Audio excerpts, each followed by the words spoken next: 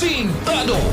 Di ay intensyonal nga abortion posibleng ipasakang kaso sa mag-live-in partner kinsa nilabay puyas basurahan dito sa Carbon Public Market. Day report update si Eric Amaro. XFM Police Report. Police Report.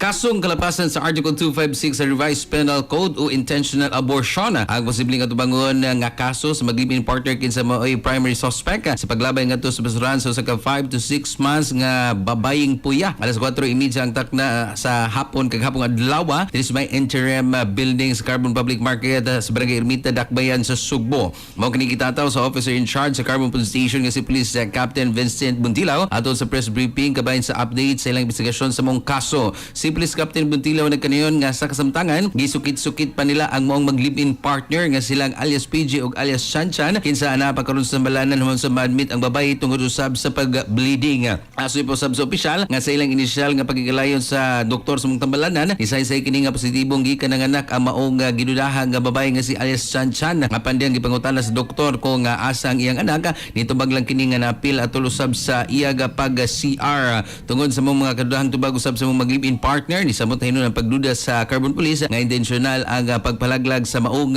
bata. Sa kasamtangan nagbrain karon ang Carbon Police sa investigasyon sa maong insidente. Mga katropa, basta kape na kaisgutan na ay ninyo kalimti ang kape nga ginamas Yasol Incorporated Santo Plus Coffee Mix kaya makalamdag ninyo mga kahigalan. Good for memory, cognitive function ni mga kahigalan tungkol usab sa soya powder, kamunggay ug mangosteen. Healthy coffee, Santo Plus Coffee Mix. Alang sa Negosong Pilipino para sa Pilipinas sa inyong katropa, Eric Amaro, XFM. XFM Report. Santon Plus Gold, mapalit sa mga butika sa inyong lugar.